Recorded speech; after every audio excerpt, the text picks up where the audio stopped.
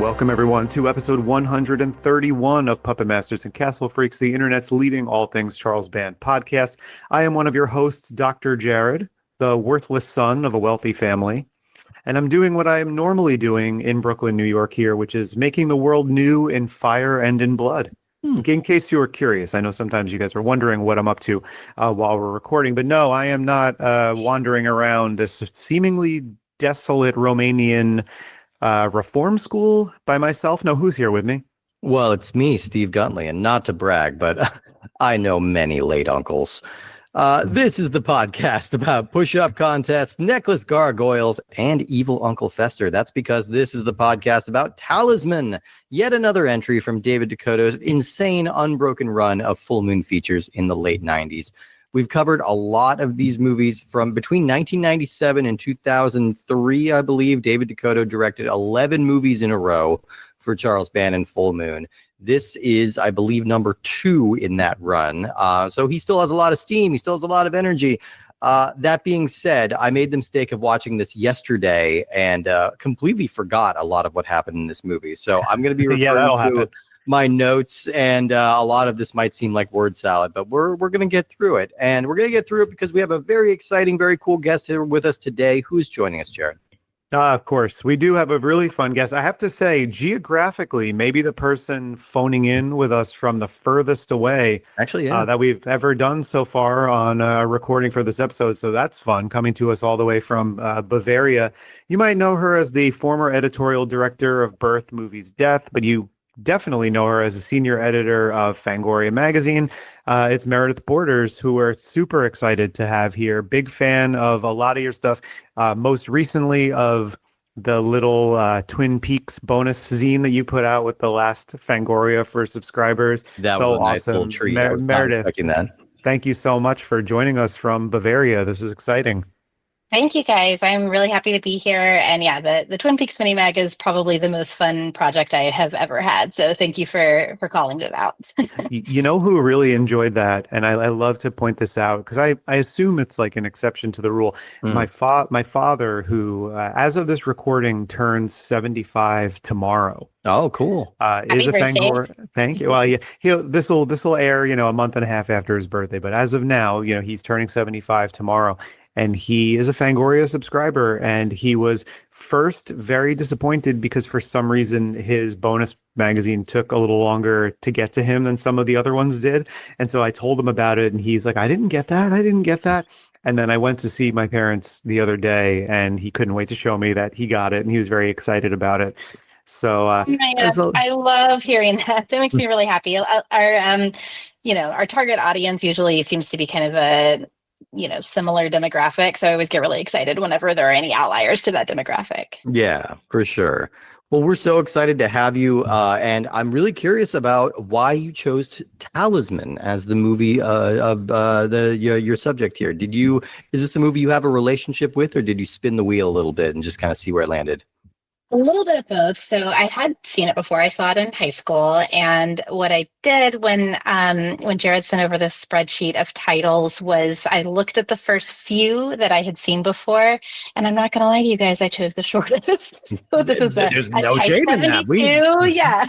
Last week we did The Resonator, which was like our first 3-hour long movie on this podcast, What? and I'm like, oh boy, I do not want to do any more 3-hour movies. Which movie was that? The Resonator. It was like a full moon streaming miniseries, kind of a pseudo sequel to From Beyond that they edited together into like a movie, and they split it up into 3 parts, but it was still a 3-hour long. That's too long for a full moon movie. It's entirely too long. And Charles Band, to his credit, knows that. He says in his autobiography too. He's like, more than 80 minutes and I'm getting twitchy in my seat, So I agree with that. I have a personal descriptor that I've started using, and I think there are movies that earn their run times. Like, this is going to be like a very normie cliche thing to say, but okay, The Godfather Part 2, 3 hours and 20 minutes. I don't think you could cut a single frame out of that movie. That's personally the director's cut of Once Upon a Time in America, all 3 hours and 50 minutes of it. I think it needs to be that long. Even something like The Substance from last year, 2 hours and 20 minutes, very long for a genre movie. I wouldn't take anything out of it. I think it needed Sinners. What's that? Sinners too. Yeah. Sinners, and most Sinners. recently, like Yeah. I was shocked that when I found out the runtime after I left the theater, I was like, wow, because it flew by. It didn't feel Yeah. long. That one did not feel long at all. But yeah. I feel like when it comes to genre movies, my frame of reference now is that both Reanimator and From Beyond are 86 minutes long. And so by nature, that is the perfect movie length. Yeah. And no genre movie should be longer than that. Like, do you think that you have more to say than Reanimator and From Beyond? I don't think you do. So I agree with you there. Now, Talisman certainly does it. do you remember how you responded to this when you watched it in high school? I never heard of this one before. Well, I've heard of it because this was definitely a VHS cover. I have kind of emblazoned in my mind for one reason or the other, but I never really felt compelled to pick it up. But I just remember that Talisman and that font and everything like that. But I never picked it up. Do you remember this making much of an impression on you when you saw it? Yeah, so before we started, Jared was saying that a lot of people have similar origin stories here. And I think mine might be a little bit different because my parents were very strict. And so I lived in a small town. So like, I didn't have the access or the permission that a lot of people did and to get into horror earlier. But I loved anytime I could catch anything. So if I watched it at a friend's house, when I say parents, the parents I grew up with, my mom and stepfather, when my parents got a divorce and I'd go to my dad's house every other weekend, I'd watch whatever I could. But this came out once I was in high school and kind of could start running movies on my own steam. And I was just, I didn't know what to get. So I was just going to Blockbuster and picking up whatever looked interesting. And I do remember liking this, and it doesn't surprise me for two reasons upon rewatch. One, I've always been a sucker for boarding school genre films. I love them. I always do. Like, there's so many that I love. And two, I have, like, since day one been a Mighty Morphin Power Rangers girl. Like, I used to watch it every day after school. I loved it so much. Walter Jones was my Black Ranger. Like, when they recast him in season 2, I was furious, and so I'm confident. I don't have the specific memory of grabbing this, but I'm confident that's why I grabbed it, is because he was in it, and he's so good in it. I think. I fully think this is a good performance from Walter Jones. Like, yes, I really, it is not. To be honest. It is not easy to take some of the, Neil Marshall Stevens is the writer here. He writes a lot of these full moon movies, and his work is a little hit or miss. I think this has some of his better dialogue, but it is also still, it's very florid. It's very ornate in a kind of a strange way. It's hard dialogue to make sound natural. And I think Walter Jones actually does a really good job of making this seem natural and seem like a character choice that he would be talking this way. Yeah, he is kind of one character in the movie who's not sort of stilted. Yeah, it's like I want to watch the movie he's in, actually, because it's different from everyone else's movie. And did you guys watch the Video Zone featurette? I did. With this? So I love that in that he was talking about, first of all, this was his first horror movie, and secondly, that when he read it, he's like, I'm kind of a smart ass, and so I just played it the way that I would say any of this, and it just it feels organic in a way that literally nothing else in this movie does. So I think he's very good in it, and it made me happy that performance stood the test of time for me, because that's definitely what would grab my attention to begin with. 100%. It's a hard ask for there's not a lot of Power Rangers actors who went on to have a really huge post-show career, but I feel like Walter Jones was the one who kind of maybe deserved one the most. I remember he had a really good arc on The Shield, which was a show I was obsessed with. He was really good on that show, and he pops up in things from time to time. I'm just like, yeah, no, this kid's got charisma. He's really an entertaining actor, and I don't really know what's become of him, but I always really liked him. A ton of TV, and then I think it actually ended up being to his benefit that he was recast in season 2, because he wasn't branded with that in a way. But he did come back to it later as an adult when they started doing all the revival stuff. But I think it was diminishing returns for Power Rangers for sure. Yeah.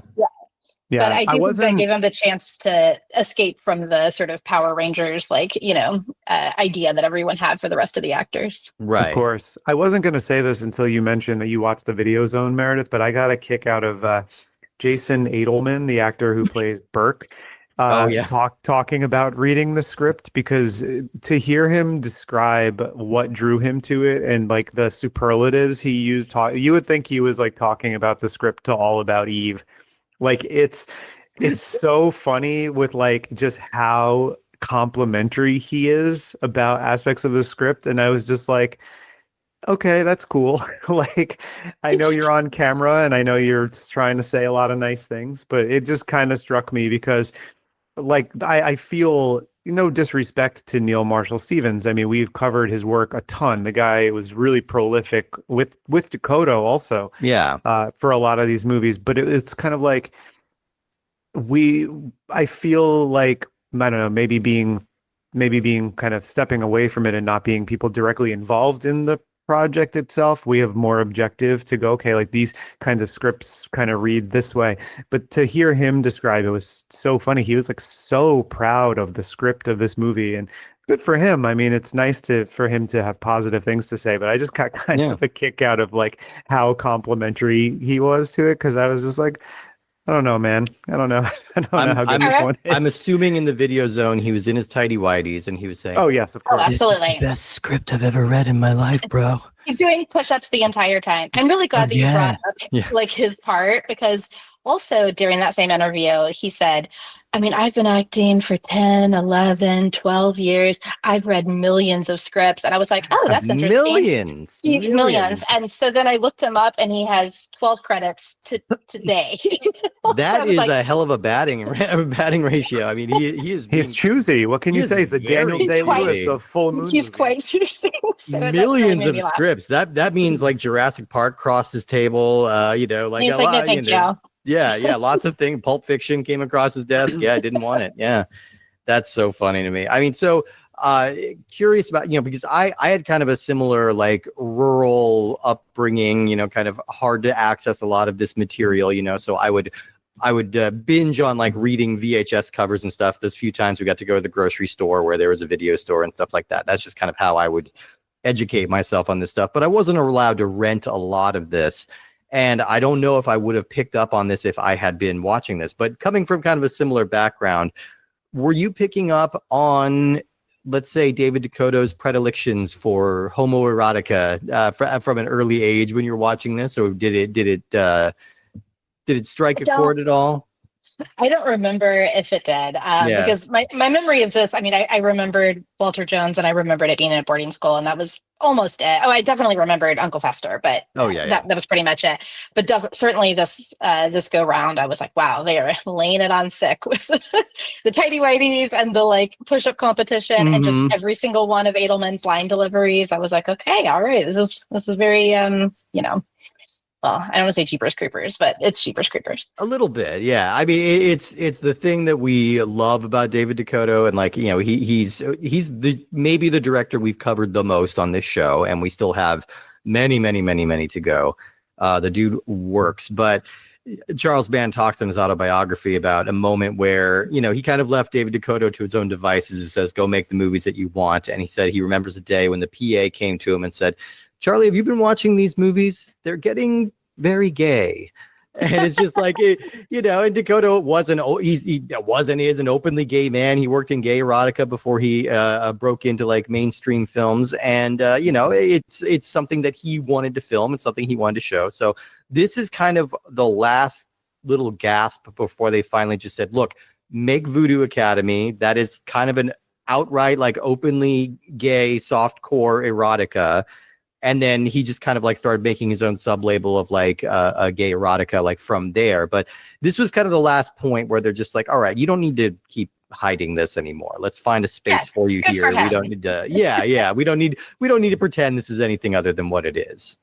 So I have a question for you guys, actually, because when looking up the director, I saw that he went on to do has gone on to do a lot of sort of Hallmark Christmas movies, Netflix Christmas movies, and I was wondering all of a sudden how much overlap there is in Full Moon people that have gone on to do that. I figured it's almost very big. Yeah, it's almost a perfect circle, and it's not always even like.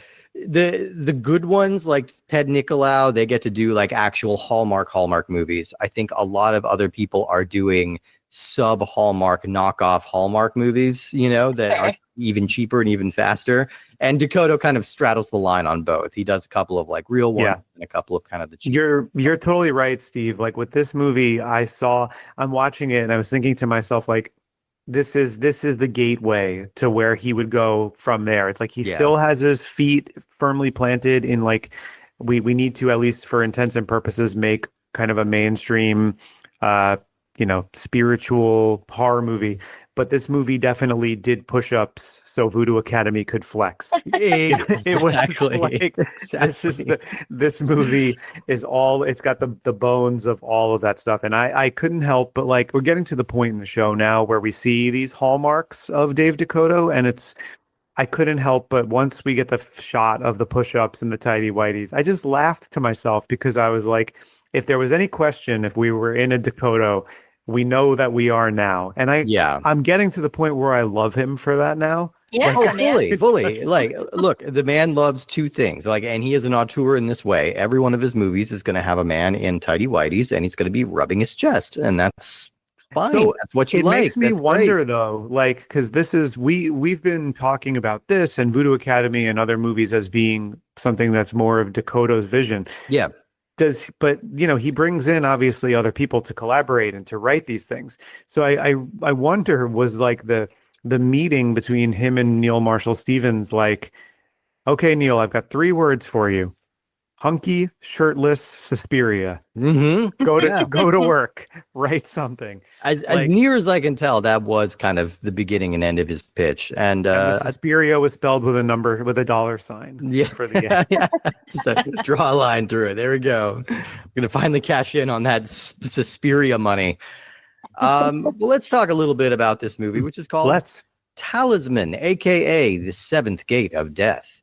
It was released August 25th, 1998. It's directed by David DeCoteau, written by Neil Marshall Stevens, and it stars Billy Parrish, Walter Jones, Jason Edelman, Elinka Goya, Constantine Barbalescu, Oana Stefanescu, and Mircea Karaman. Now, our usual go-to kind of Bible for this show has been a book called It Came from the Video Aisle, written by Dave J. and several other collaborators, which is a really exhaustive oral history of Full Moon. And this movie barely registers a mention. It gets kind of lumped in with a lot of other movies that Dave J. even in his own words describe as interchangeable DeCoteau films that kind of come in this long era. And I have to kind of side with that, because I think I'm already blending things from this movie with Prison of the Dead, which we covered fairly recently, which is another DeCoteau movie that hits a lot of like the same like areas. So really that's all they mention of that in the book, but it is, like I said, part of this blistering 11 movie run that DeCoteau was doing between 97 and 2003. And I am finding a lot of things to enjoy in this movie here, but we can go into it. I think first on that list, as we mentioned, is the performance from Walter Jones as Jacob Fine. Now, I just think he's a really compelling screen presence. The main star here is a guy named Billy Parrish, who didn't really do much after this. I wrote in my notes, it looks like he's wearing a Billy Zane skin mask. I don't know if that's mean or not, but it looks like he is wearing the face of it. It's like he's doing Mission Impossible. There are worse skin masks he could be wearing. Any era of Billy Zane skin mask, I would take it. He looks like a ho-dunk, po-dunk, well done there, motherfucker, if I've ever seen one. Absolutely. So I thought he was fine in this. He looked so familiar to me. And I was like, I am like pulling up his IMDb, and I'm like, this guy's face is really familiar to me. What other Full Moon movies has he been in? Like, where have I seen him before? And he's not showing up in anything. IMDb does this really confusing thing where they put his picture on one of the other cast members' IMDb page. Oh, yeah. And so that threw me off, because I looked him before they gave us the character name. I actually thought he was a different character because his picture is on somebody else's IMDb. And I was like, oh, that's super confusing. Okay, no, he's Elias. Okay, great. So I'm looking at him and I'm like, I cannot put my finger on where I've seen this guy before. And then I had a moment where I was just like, oh man, I'm really stupid. And it was just the trailer for Talisman in another video zone that I watched. Makes sense. I mean, that's... He's like a pretty famous dancer, and was for many years, and now he's like a development guy for a conservatory. So he doesn't have many credits here because he went on to have a whole other very cool and artistic career. So I respect it. Yeah, that's awesome. Yeah, he walked away. He looks like he hasn't done a film in any capacity since 2007. But it sounds like he's thriving and doing awesome. And I think he's totally solid here. Like he doesn't get a whole lot to do, but I think he's doing solid enough work. I think Elinka Goya is maybe the only other recognizable name that we've seen here, just because she is a regularly working Romanian actress, and it's kind of hard to avoid a full moon movie at some point if you are in Romania. She was in Vampire Journals. She was in Lurking Fear. And I will say she's fine in Lurking Fear. She is really good in Vampire Journals. Yeah. Mm-hmm. She's really, really memorable in that movie. Unfortunately, here, she's kind of not given a whole lot to do and she's a little sleepy. Yeah, but she bounced back. It looks like she's the lead of like her own kind of like dark haunted detective drama over in Romania, like like 62 episodes or something. It's good for her. Long running. It's great. She gets to wear like lots of heavy coats and looks sad, and it solved murders. I mean, in castles, I imagine. Yeah, it's good. Sounds great. But yeah, IMDb trivia. Now we don't really rely on IMDb trivia very much because A, it's already a little spotty, and B, when you get to full moon movies and like kind of deep B stuff like this, then it's the Wild West. Like people are just kind of making stuff up left and right. But the IMDb trivia does say that DeCoteau envisioned this as a all-male Suspiria, and I think that certainly comes across. Certainly not as effective or stylish as Dario Argento's film, but you know what?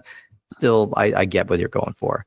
And apparently this whole movie was shot in 8 days and had kind of a messy editing process. They had a different editor on this early on, and there was some kind of behind-the-scenes problem with it. And J.R. Bookwalter, friend of the show, had to go in and re-edit the whole movie in the last minute, which is why there might be a couple of odd cuts, a couple of story gaps here and there. I think this had to be re-edited together in like a day.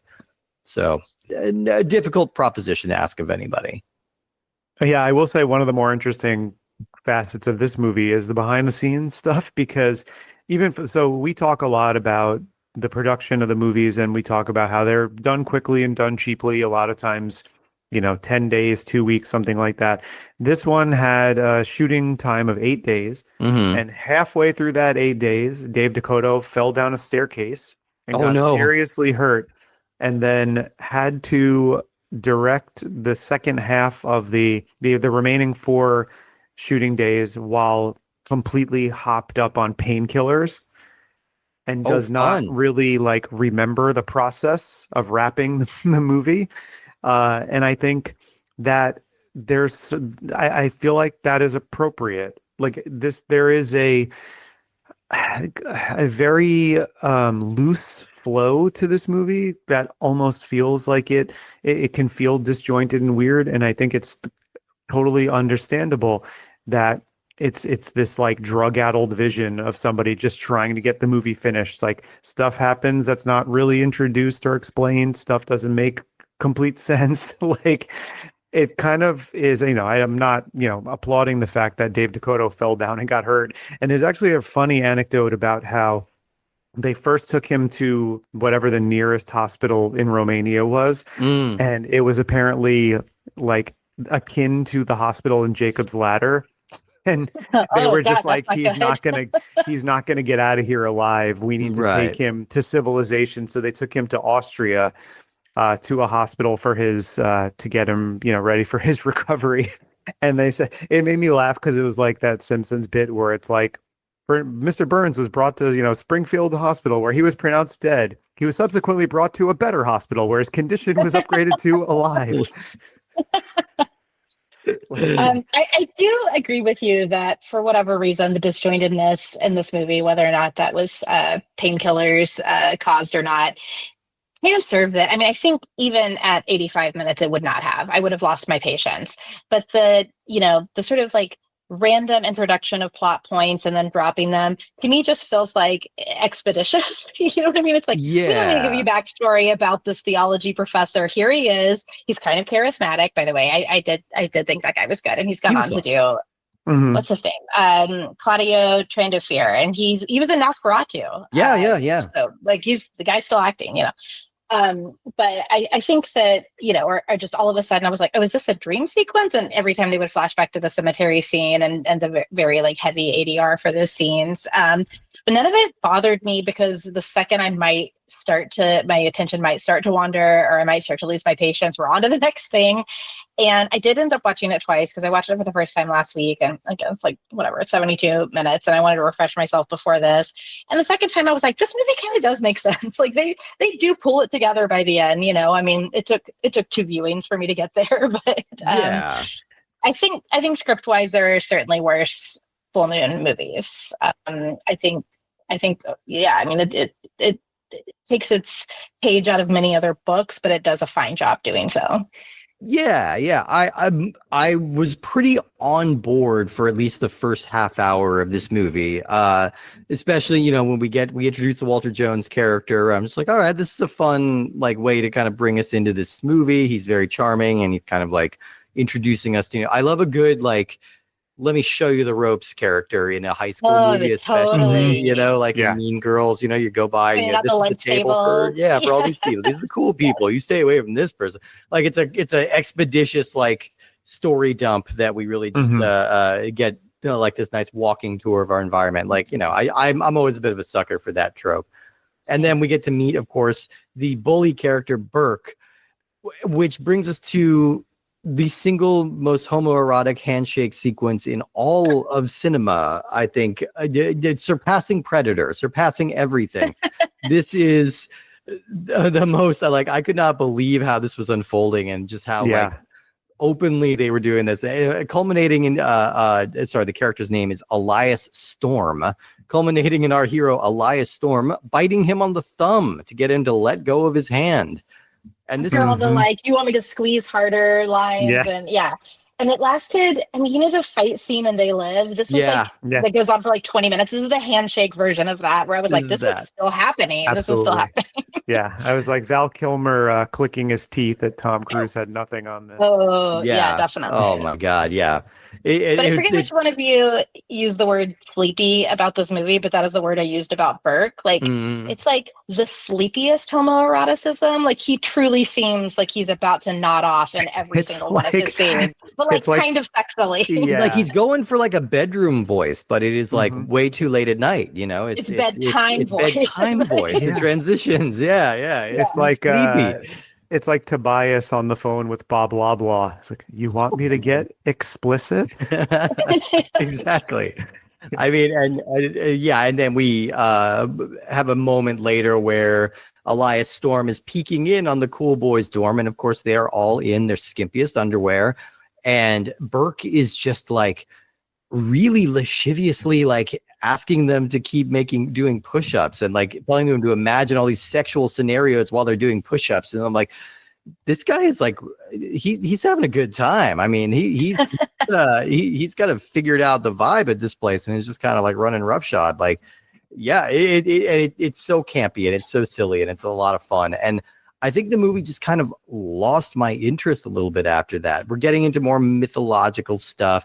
There's some pretty hilariously silly ADR in this flashback scene where like all the voices seem to be done by one guy, to the point where the people sound like they're talking like this. Like it's really funny. But this is where we're getting all the stuff about the Talisman, which frankly largely like rolled off my brain. Like I don't really fully understand the whole mythology of this. I know he's looking for his sister. I know like this talisman, which I do like the design of the little talisman. I like the little guy. Me too. I like the little puppet head that pops up, like, and I just want that as a prop, you know. I bet that's probably a pretty findable prop, and if I really wanted to, or pretty affordable. Yeah, but that happens a lot in these movies, though, where the MacGuffin or the thing that's driving the plot in these movies is kind of the least interesting thing about all the other quirky stuff that's going on, like. In this movie too, and I was going to say, when your second of command of the bullies is named Grimes, like he's got to do push-ups all movie. Oh like, yeah, that's basically his role. In this movie, and I got a kick out of that scene. But yeah, I think I'm with you too, where it's like I was actually quite enjoying it for the first like 30 to 40 minutes, and I think once you get into the lore, it kind of lost me a little bit. But I think this movie has something that on Prison of the Dead, which is that regardless of the quality of the movie, and regardless of as haphazard and rushed the editing job might be, or narratively or whatever, to my knowledge and by the look of it, this was shot on 35 millimeter film.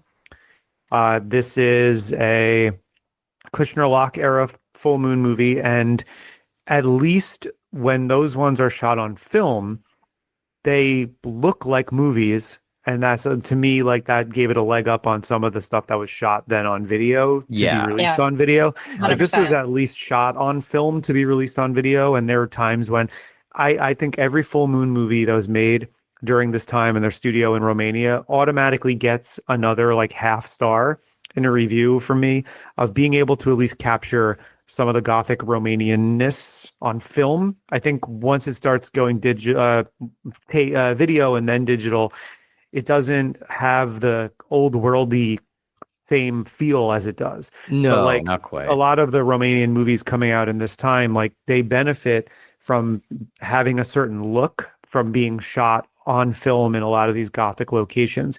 And I think it was actually one of the things that helped differentiate the first Voodoo Academy from 2 Voodoo Academy was that it at least had the dark Gothic shadows and corridors of this Gothic Academy, whereas you didn't get that in the second one. It was just some Silicon Valley mansion that they were filming in, and it was just, the tone of it was just all wrong. At least here, all of the lore and the gobbledygook surrounding the Talisman kind of makes sense because you're surrounded by these quite beautiful at times locations, and I think that's always something that worked to the benefit of full moon movies shot in Romania at that time when they were shot on film. It's like, even when the movie doesn't work, you're going to get some nice pastoral shots, and you're going to get some really cool looking interiors that aren't sets. That's awesome. Yeah, the interiors are really good here, and I mean, I agree with you that I believe it had to have been shot on film because it's these dark hallways and they look good. You can see what's happening in it. Other than the weird ADR in the cemetery scene, it also sounds like a movie. I think that, a lot of these movies are hard to get through based solely on the way they look and sound, even if the script is great and the performances are good. See our episode from a few weeks ago on Jigsaw. Mm-hmm. Yeah, exactly. And so, I was curious how, because again, I first watched in a time that I hadn't yet learned to be discerning, because it was my first time to like freely watch any scary movie I wanted. And so I was just absorbing all of them. And then even as a person whose job it is to now be discerning about horror movies, I was like, this isn't bad. Like, it really isn't, I think that it's not all that creative, but I think that it feels like it was made by people who gave a shit if it was a good movie or not. And I think that makes a difference in the final product. That's kind of what we've been seeing as we've been going through the show. We've seen so many of these movies at this point, but like there is very little like hand waving, there's very little like, oh, okay, let's just turn out some dog shit and see what people buy. I think that's why I get frustrated. There's a little period, I think, in like the mid 2000s to the mid 2010s where it does start to feel a little bit like that. And those are the ones that are a little harder for me to stomach, and that's kind of why I just dislike the Evil Bong movies so much, because that's kind of what they feel like. But for the most part, it's people who are talented at what they do, who do have skill, who do have vision, but they also have 8 days. And they have $30,000 and they have to kind of make lemonade, and for the most part they do, we've seen it happen multiple times. Some of these movies have a smaller budget than like, a craft budget on a Marvel movie for one day. They're really working with next to nothing. And the fact that they're able to pull together anything is pretty impressive. So I'm with you. Yeah, it's like that's kind of for my money, that's kind of the full moon difference. Like, not to sound like a pitchman for it, but that's kind of that's kind of how I process it. And I think too that I think honestly the script on this is pretty good. Like there's some lines here that I mean, you're right, they're florid, but I truly love them. I'm going to read a couple to you. First of all, this was just pure delivery by Walter Jones. Smart enough not to bother answering that question. Made me laugh both times that I watched it. Really good. But this This line right here, I loved so much from we haven't yet gotten there, but there is a dark angel who's being summoned by this talisman in order to bring about the end of the world before the millennium strikes. That's the plot of this movie. Yeah. And the reason he's at this academy specifically is he's gaining power by killing all of these men. And as he kills one of them, it might be Burke, he says, tears of young men, are they not the most poignant of all? And I was like, I need a t-shirt that says that. I need the coffee mug, bumper sticker. What was the other line? I have that one in my notes here too. So good. Like, that is a line of dialogue for so good. Yeah, this movie may be beneath that line of dialogue in some ways. Agreed. I want to watch that movie starring Walter Jones. That's what I want. Well, and there's this whole weird exchange of like, I had a dream about God and like his teeth were steeples. And it's like, that's weird. It's evocative though. It's kind of like, I love that. I love that scene. Yeah. Also, I enjoyed very much that, because you don't know at first when Elias arrives that he's looking for a sister. I think reveal that mystery in a pretty good way. And you have enough information to know that he's looking for something there, but then you think that it's a romance between him and Lilia, the main gal. And then when she tries to kiss him and he's like, no, thank you. And I was like, what is happening here? And then later you find out he's like, I just have to figure something out first. And it's like, oh wait, no, I need to make sure whether or not you're my sister, which I thought was just like sort of an interesting little twist on the way these things usually go. And I just sort of enjoyed the slow reveal of that. Yeah. Again, there are little flourishes here that kind of set this one apart. I think the sort of languid pacing by the time we get to like the middle, there's a definite like middle of the movie sag. Where I was kind of like, all right, let's just kind of get to the point. But then every once in a while, they'll liven things up with like an Uncle Fester heart rip, which is like decently gory, not bad. And those come right, those come right in the beginning too. And I was like, you know what, you want to get me on board for this movie? Okay. The red glowing eyes and the computerized mid to late 90s effects, dated, warping, but still fun. And then the Mark Williams makeup and blood spray there, totally had me. I said, that's gorier than I was expecting the opening of this movie to be, and I'm here for it. And every time they did that, you knew it was coming, and you knew that the blood spray was going to look the same, but I thought it looked pretty good. And again, this is that period of time where Mark Williams was working overboard, and RIP to him, because I think he would die around the time that this movie came out. Oh, yeah. This is dedicated to him. So... which is nice. That's good that they gave some acknowledgement there, because he was pretty young too, wasn't he?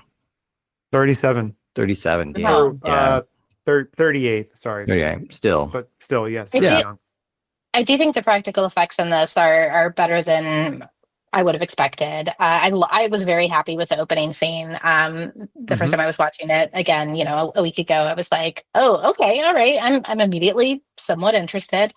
But also in that Video Zone featurette, David Wagner is talking about the glowing eyes, and basically every computer effect in this movie, he used the Media Paint software, and it's called Elastic Reality, and he really pitches it, and it's so funny. He's like, it's warping and morphing. We can do it for lasers, for red eyes, for all these things. And then I looked it up, and in this movie, came out in 1998, and it says discontinued in 1999. So I was like, oh, poor David Wagner. He'd just gotten used to the software, was so excited about it.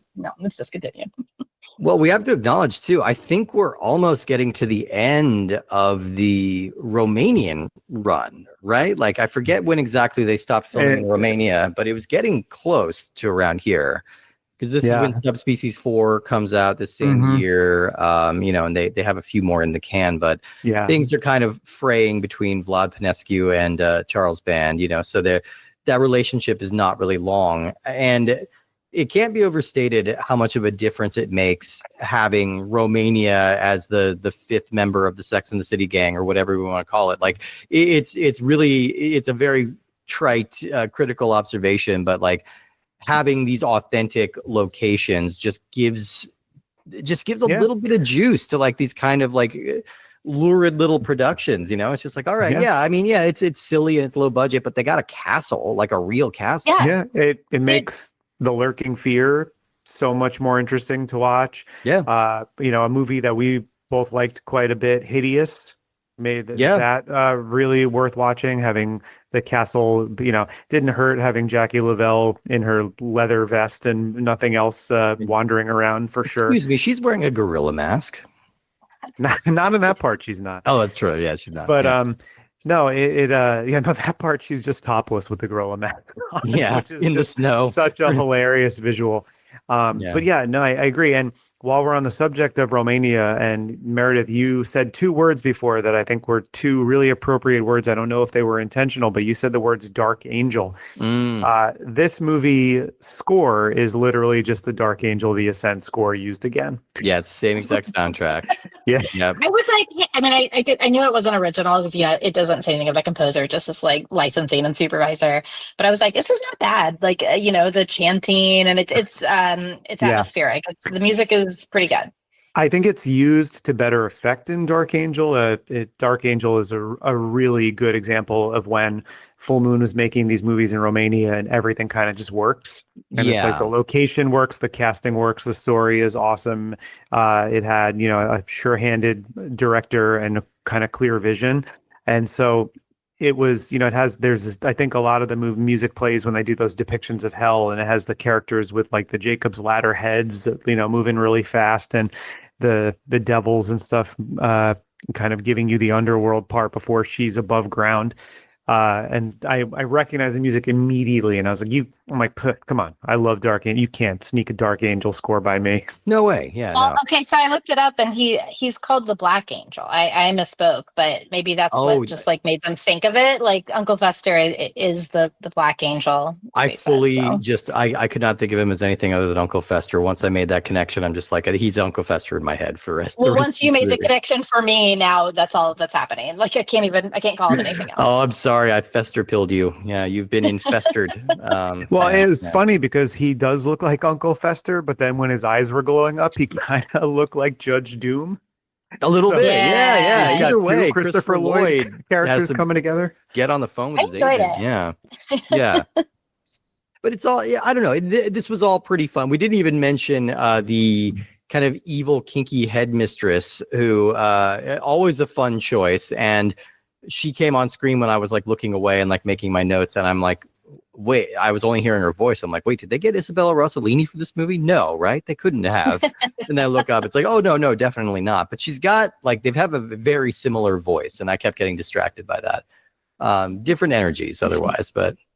Alana Stefanscu is her name, and the same year with the same writer and director, she did Frankenstein Reborn, and so did the Professor. So I don't know if they just like stuck around and like filmed it like the very next week. Those were shot back to back. They all were, they're part of DeCoteau's run there, and Claudio, I'm forgetting his name already, but the professor, Claudio Trandafir. Trandafir. He's in quite a few Full Moon movies at this time. Like he was just around, and he was game, and his English was good enough, so he was, and he was put in. He's got a good face, and he's the one who was in Nosferatu. So I like that, his time there that he put in now has him in like real Hollywood movies. Yeah, and he's a real authentic kind of Romanian guy, and just kind of brings a lot of that kind of gravitas. Just can't get him out of Transylvania. You just can't do it. Yeah. Why would you want to? So I don't really have too much else about Talisman. I don't know if you all have any final thoughts about the great 1998 film Talisman. So I was being a little facetious earlier when I was talking about the interview with the cast member about the script. I do think like narratively there are a lot of fits and starts, and again, like most things we talk about, it's kind of a production fraught with some troubles from different areas.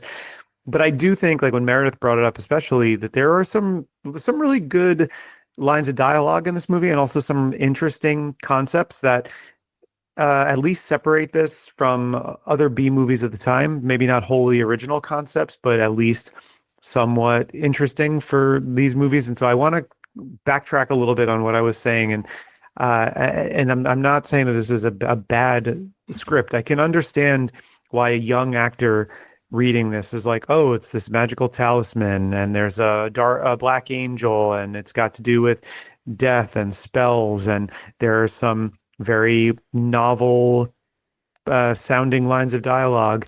Like I can see how, if you're 25 years old and you're just breaking into acting and you're reading this and it sounds on paper like it has some gravitas, and then when it's done for its budget and in its time and you see like in the finished product it seems a little like tonally inconsistent or disjointed, that's fine. But I can understand like the appeal of someone getting this script as a young actor and being like, oh, this sounds interesting. Because as we started to talk about specifics of it, I was like, yeah, maybe this is more interesting than I'm giving it credit for. I was like a little hard on it in the beginning, maybe harder than I should have been. But I do think because I don't generally write down lines of dialogue in my notes that are good. usually the other way around. It's no, like, but this one had some stuff. Said, what? Yeah. Yeah, I'm the same way there. And there's just one more line that I wanted to by all means call out, and then it's towards the end when you kind of find out the plan of the sister, and it's that she is anointed to be the queen of air and fire, and her brother is anointed to be the Earth King. And I'm like, that's badass. Like, there is a version of this movie that I would be obsessed with. This isn't it, but I could see a better version of this movie where they spent more time on the script and it's maybe 80 minutes instead of 72. And it's a 20-day shoot and they had $75,000 and I would have been obsessed with it. So I think that's a pretty high compliment considering what it is. Yeah. Yeah, I will say, IMDb does nobody any favors going in cold to this movie, where Billy Parrish is credited as Elias Storm and Ilinka Goya is credited as Elizabeth Storm. Oh, also the Video Zone thing just starts with Billy Parrish saying the entire plot of the movie, start to finish, who dies, like who the bad guy is, what happens, like that she's his sister in the for opening minutes of this featurette that's supposed to get people to watch the movie. Yeah, it was really funny too, because I like some of these productions, when it was over, I was like trying to fill in some blanks. Like I was like, I don't know if I had time to go back and watch this whole movie again. There's certain aspects of it where I'm a little unclear about what they were doing here. And then, in his part, Billy Parrish just does a complete plot synopsis. And I went, oh, okay. All right. It's very helpful, actually, for our purposes. Yeah. Yeah. Well, and you can see too that like it's a difficult movie to sell because, like we said, like DeCoteau was kind of less and less interested in shooting the obligatory like TNA that he'd kind of been needing to do in a lot of these movies, and we commented that in the past, like he was the head of Torchlight, which was Full Moon's sub-label for like softcore erotica. And that's like stuff like Beach Babes from Beyond and Test Tube Teens from the year 2000. It was all stuff that had like the nudity and it had like the sexy stuff in there, but it was shot very indifferently, kind of thrown in there, and he was clearly much more interested in kind of the camp of this boarding school world, or the camp of the storylines, or the silly titles, or whatever kind of thing that he was seizing on, So as we're getting into Talisman, like there's not even an effort to throw any kind of obligatory TNA into this one outside of the boys in their underpants. So this was a difficult one, I imagine, to sell to like the blockbuster crowd, who was just looking for kind of like a trashy, low budget horror film, because it is that, but it's also not quite that, and it's also becoming sort of the first in this vanguard of like low budget queer erotica that DeCoteau would sort of specialize in from here on out. But it's kind of starting there. So this would be a difficult one to sell. So I think we can let him off the hook for kind of maybe spoiling the entire thing. Yeah, agreed. But this is also, maybe this is important or maybe it's not, but this is a Dave DeCoteau that is credited as Victoria Sloan. Like, so this is one where he's still directing under a pseudonym. And I think it might not be until Voodoo Academy where he really, puts his name out there for this stuff. Remind me, I know somebody can drop this in the Spotify comments when this comes out, but that, will be a while from now. Remind me of the production company he started after Voodoo Academy. Oh, is it Rapid Heart or something like that? Yeah. I think it might be that. Yeah, I think it's Rapid Heart. I feel like at that time, he then starts to put his name on things that will become synonymous with like what you come to expect in a Dave DeCoteau movie. I feel like here he's still hedging his bets a little bit, and he's still doing the stuff under pseudonyms. Like I think the Ellen Cabots were saved for all of the Torchlight stuff that Yeah. he did that he didn't want his name necessarily on. But this isn't that. I mean, this is just a full moon production. But I think again, it's like he's not taking full ownership here No. like he would. I mean, he knew what he wanted aesthetically, and I have to say he is a man with a consistent taste. He wants Yeah. a certain kind of beefcake. He wants them in a certain kind of white boxer brief. It's always the white boxer briefs Yeah. that they're always wearing. I mean, that's the DeCoteau aesthetic, and he would really lean into that and own that after this. But here, it's still a Victoria Sloan, and I forget. Was this a Neil Marshall Stevens pseudonym too? No, I think he Uh, uses full name, right? I might be wrong. Yeah, Yeah. I mean, I have a note here that he sometimes writes as Roger Barron, but yeah. I was curious if that's what this one originally was, but I don't think it was. He has a few different pseudonyms, but I think he was embracing this one. Yeah. But yeah, and I think he should. You know, this one kind of falls maybe like pretty firmly in the middle of the pack of like the movies that we watched, but like middle of the pack ain't too bad actually for because some of the ones in the bottom end of this roster are pretty tough to sit through. And this is not that. I said, like, this is entertaining. It moves pretty swiftly. It's got like just enough kind of campy stuff to keep you entertained. It's got some pretty good dialogue, a couple of good performances. Like that's really all you can ask for a movie shot in a castle in 8 days. Yeah, and I wonder why it's such an an oversight or afterthought in Dave J's book. Like I wonder why there's no attention given to it at all.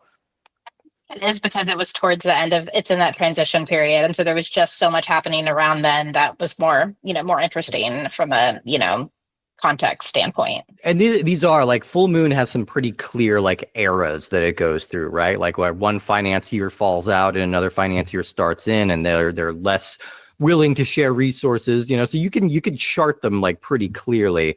And this is definitely one of those movies in that transitional period between the Paramount deal ending and the Kushner-Locke deal beginning that just kind of got lost in the shuffle, and we saw it happen when like Empire crumbled, and then like right before Full Moon started too. A lot of movies got sold off to MGM. They would release it like 5-6 years later to no fanfare, and then it would just get buried or lost entirely. Yeah, but I feel like other stuff that were part of the string of movies that DeCoteau did, like Shrieker, maybe Shrieker got more attention in the book because Shrieker was the first one of these movies. Maybe that's why. Maybe it was because it was the first of this initiative of 11 movies for DeCoteau to do in a row. But I feel like, and forgive me if I'm wrong, but was Shrieker shot on film or video? I think Shrieker was film. Oh, because I almost feel like I remember Shrieker looking cheaper than this one and thinking that was a surprise. I also was going to mention earlier when we were talking about, seeing VHS covers and stuff. For the longest time when it came to Full Moon, I almost in my brain, this one was interchangeable with one we haven't covered yet on the show, Totem. Yeah, we haven't gotten to that one yet, so I'm not familiar with it. But this is kind of the run, and I don't think we've ever actually spelled out the run here. But the David DeCoteau run starting in 1997 was Curse of the Puppet Master, Shrieker, Talisman, Blood. No, that's not Blood. Boy with the X-ray. No, that's Jeff Burr. Excuse me. The Killer Eye, Retro Puppet Master, Totem, Witch House, The Dead Hate. No, that's not that. Did he do the first Killjoy? No, he didn't.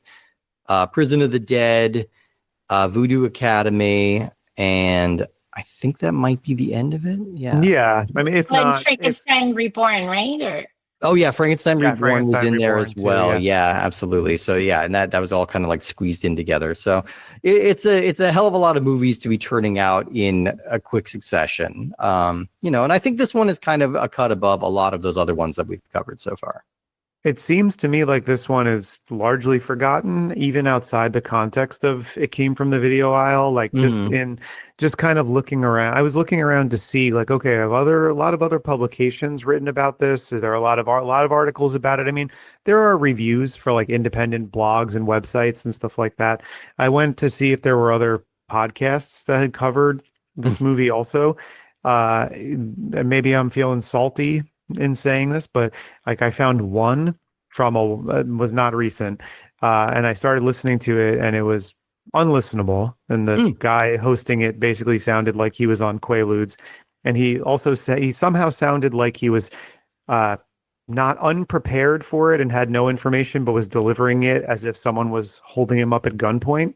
Oh, this is a bad time to tell you who I booked as our guest next week. Oh, yeah. Actually, that is my podcast, and I'm serious. No, but I was just like nobody's covered this movie. There's not a lot written on it. It's just one of those relics that kind of falls through the wayside. When you look at the career of Dave DeCoteau, people will point to the early oddities like Dream Maniac. They'll point to the high watermarks like Puppet Master 3.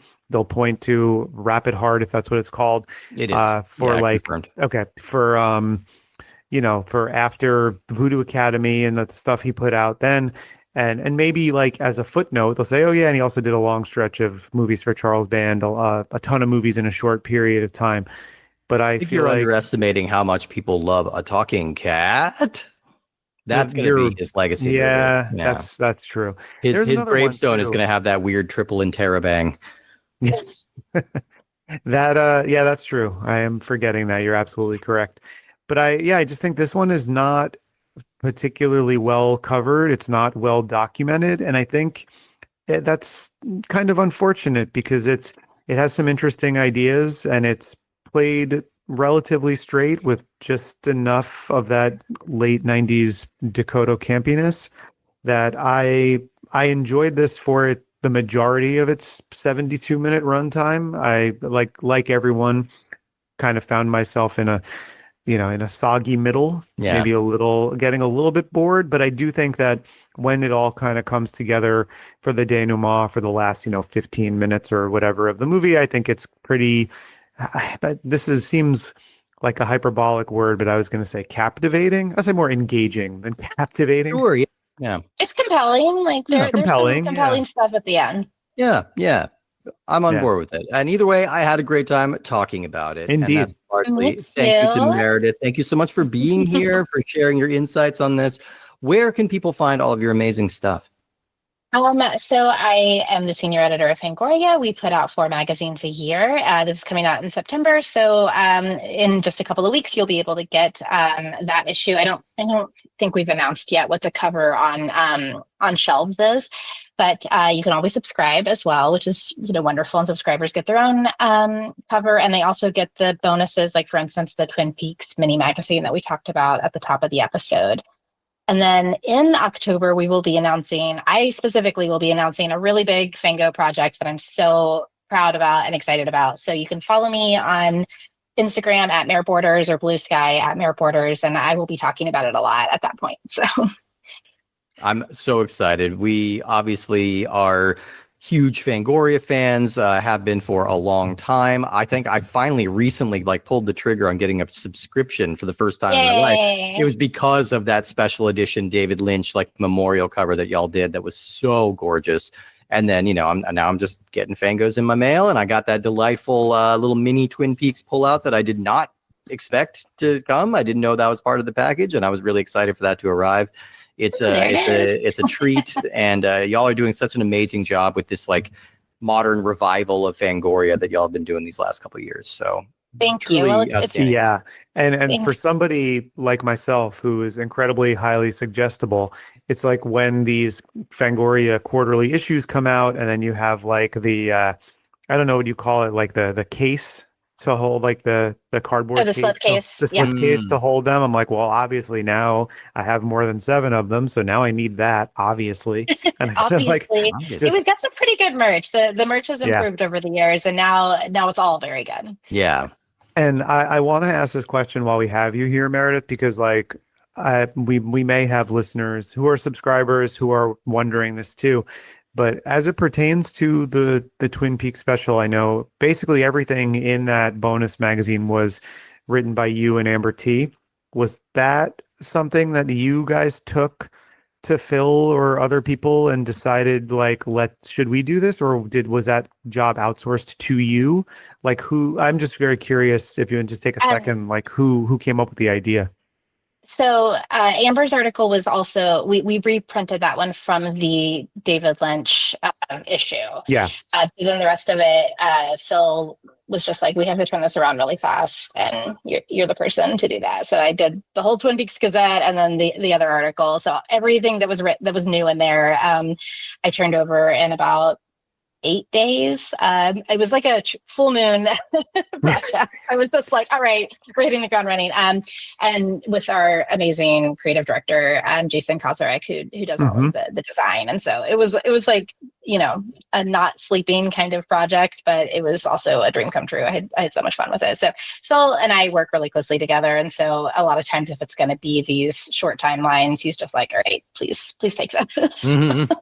Yeah, no, I have to say, like, the artwork on the regular articles looks great. The Gazette part looks fantastic. Jason is so good. Unbelievable. Like, we are so unbelievably lucky to have him. I think an enormous part of Fango's success is due to him, and he's a little bit unsung for it. So I would like to sing him right now. Like, he's such a big part of the reason that Fango rules. He's another one I left out before who will be on the show at some point. Good. We're hoping to Pokemon the entire staff here. We wanna catch you all. I'm so happy to hear that. Yeah. I'm so glad. Yeah, and if you subscribe to Fangoria, you can go buy individual back issues and be ready for all of the new quarterly ones that are coming out. And whether it's a little bonus magazine or anything, you're going to find something in there that you love. If you love what we do on a weekly basis, the best way to show us is to go on Spotify or Apple Podcasts and leave us a 5-star rating, maybe a little brief review if you feel so inclined to do so. I know it can be a tall order to get people to review a podcast, but I'm begging and pleading with you, please leave more reviews because it just helps get our name out there to more people. If you want to keep up with the show on a daily basis for promotions and see what we have in store, you can follow us primarily on Instagram at puppetmasters_castlefreaks. You can follow me at _Giallo_Jared or Steve at Minotaur Matador. We also update on Threads and Blue Sky. We have our audio versions of the podcast on our YouTube channel. We have a Facebook group, and we also post in a bunch of other, independent and B-movie Facebook groups as well. And you can email us directly at puppetmasterscastlefreaks@gmail.com for any feedback, questions, comments, news, anything like that. And we also enjoy reading Spotify comments. So if you're reading it and we got something wrong or we said something you didn't like, you can talk to us while the episode is first airing, and we're pretty good at answering those as well. It's a lot, and it's not the only show that Steve would like to promote. So, Steve, what else have you got going on? Well, I'm also the host of a show called Cinema Arcade, which is a cinema arcade. We mash them together. That's what we do. We're talking about movies, and then we're playing the video games based on those movies. So, as you're listening to this, we're just coming out of our Teenage Mutant Ninja Turtle series, which was a lot of fun. Meredith, if you're a fan of Mighty Morphin Power Rangers, we do have an episode on that movie, which I've conflicted feelings about, but I loved the game. The game is phenomenal. Those Power Rangers games for Super Nintendo were dope. I really enjoyed them. We've got a lot of fun stuff coming up. We've got our October coming up, which means it's going to be all horror movies for the entire month of October of varying degrees. So definitely check that out wherever you get your podcasts, and definitely check us out next week, because we are going back to 1988. We're going into the archives to uncover a lost film that was kind of re-released and rediscovered and distributed piecemeal over the years. But this was an anthology film from 1988 called Pulse Pounders. And it is going to feature an original Trancer story, and it's going to feature our last little taste of the Stuart Gordon H.P. Lovecraft oeuvre, with Jeffrey Combs, Barbara Crampton, and Stuart Gordon reuniting for the evil clergyman on that set. So lots of fun stuff. I'm excited to track this down. I haven't seen any of these yet, so I'm excited to check them out. And we will be pounding pulses next week. I don't like the sound of that. Yeah, I don't like the way that sounds at all. Cut that. Yeah. No. Any excuse that we can have more Barbara Crampton and Jeffrey Combs on the show. Amen. And Stuart Gordon also. Very excited to be getting into this one. It's like, we love doing the show. It's incredibly rewarding. Even when we watch stuff that we're not huge fans of, we enjoy having the conversations. We love bringing on all of our guests, and just, having these discussions is as much fun to record as I hope they are to listen to. but it's like it's very nice after a while, after we've done a bunch of classic full moons or new full moons and stuff like that, to know we're going to go back to some Tim Thomerson, some Barbara Crampton, some Jeffrey Combs, some Stuart Gordon, and a Dungeon Master sequel short in there too. That's right. So yeah, lots of people who would be like emblazoned in stained glass around our little full moon church. These are our patron saints of this show. So excited to go back to it. Yeah. So thank you again to everyone who listens week to week. We appreciate you guys so much. We appreciate Meredith for taking the time to come on and join us. We appreciate Fangoria Magazine for doing everything that they do. And we will see you guys next week for Pulse Pounders. We won't be pounding pulses.